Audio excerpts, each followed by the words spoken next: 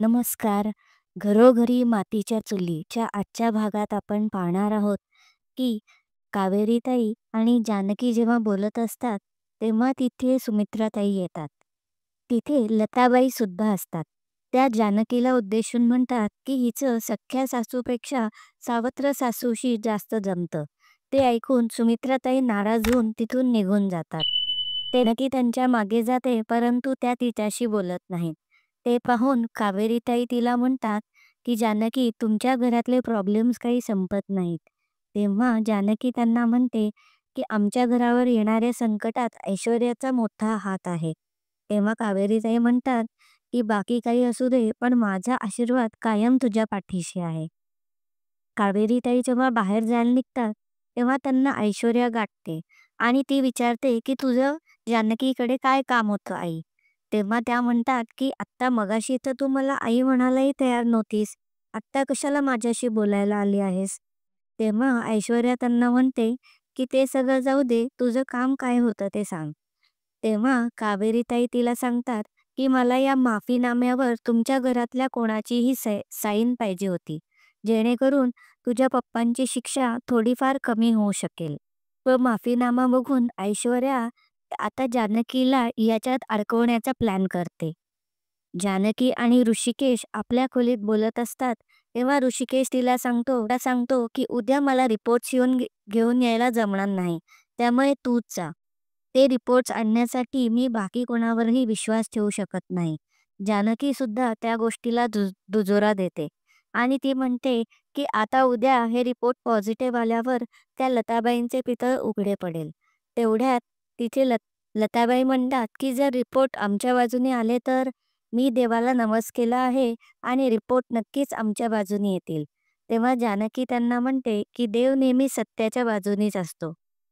तेव्हा लताबाई तिला म्हणतात की मी देवाला नवस केला आहे, रिपोर्ट नक्कीच पॉझिटिव्ह येतील. ऐश्वर्या सारंगना म्हणते की तुम्हाला जानकीची खोटी सही त्या माफीनाम्यावर करायला लागेल. तेव्हा सारंग तिला सांगतो की शाळेत अशा मी अनेक खोट्या सह्या केलेल्या आहेत. ते ऐकून ऐश्वर्या खुश होते व त्याला माफीनाम्यावर साईन करायला सांगते.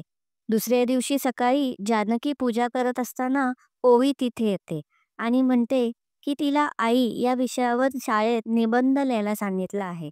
तर ती जानकीला म्हणते की मला तू आई या विषयावर काहीतरी सांग. तेव्हा जानकी तिला आईबद्दल सगळी माहिती सांगते. आईचं प्रेम, जिव्हाळा आणि मुलाविषयी असणारं तिचं नातं हे ती तिला सांगते. तेव्हा तिथे सुमित्राताई आणि लताबाई सुगंध ऐकून लताबाईंना वाटतं की ऐश्वर्याच आपल्या जवळ आली आहे. तर सुमित्राताईंना वाटतं की ऋषिकेश आपल्या जवळ आला आहे. असे दोघींनाही भास होतात. त्यानंतर लताबाई जानकीला म्हणतात तू आत्ता आईबद्दल निबंध सांगितलास पण तू एका मुलाला आईपासनं तोरते आहेस. तेव्हा जानकी त्यांना म्हणते की खरं काय ते लवकरच समोर येईल. सुमित्राताई तो निबंध ऐकून भावुक होऊन त्यांच्या रूममध्ये निघून जातात आणि तेवढ्यात ऐश्वर्या आणि सारंग त्यांच्या रूममध्ये आहेत. ऐश्वर्या आणि सारंग सुमित्राताईंना खोटं सांगतात की काल कावेरीताईंनी दिलेल्या माफीनाम्यावर जानकीने साईन केले आहे. ते ऐकून सुमित्राताईंना धक्काच बसतो. त्यावरती जानकीच्या रूममध्ये जातात. तेव्हा जानकी रिपोर्ट आणण्यासाठी बाहेर पडत असते. जानकीला विचारतात की काल कावेरीताई का आल्या होत्या. तेव्हा जानकी त्यांना सांगत नाही. ती म्हणते की त्यांचं काही एवढं विशेष काम नसतं. तेव्हा सुमित्राताई खूप चिडतात आणि तिला म्हणतात की आता हे सगळं तूच ठरवणार का की विशेष काय आहे आणि नाही, असं म्हणून त्या माफीनामा तिच्या अंगावर फेकतात आणि म्हणतात की तू हे कसं विसरलीस, तू या माफीनाम्यावर कशी साईन केलीस. तेव्हा जानकीला खूपच धक्का बसतो. ती काही बोलायला जाते परंतु सुमित्राताई तिला काहीच बोलू देत नाहीत आणि त्या खूप चिडलेल्या असतात. आता पुढील भागात आपण पाहणार आहोत की सुमित्राताईंनी जानकीला तिच्याच रूममध्ये लॉक केलेलं आहे आणि त्या तिला रिपोर्ट काढण्यासाठी सुद्धा जाऊ देत नसतात. त्या म्हणतात की रिपोर्ट काढायला ऐश्वर्या आणि सारंग जातील. इकडे ती जेव्हा ऐश्वर्या आणि सारंग रिपोर्ट घेत असतात तेवढ्यात तिथे जानकी येते आणि ती म्हणते की ऐश्वर्या आता तुझा खेळ संपला. हे आपल्याला पुढील भागात पाहायला मिळेल. अशाच व्हिडिओसाठी या चॅनलला लाईक, शेअर आणि सबस्क्राईब करा.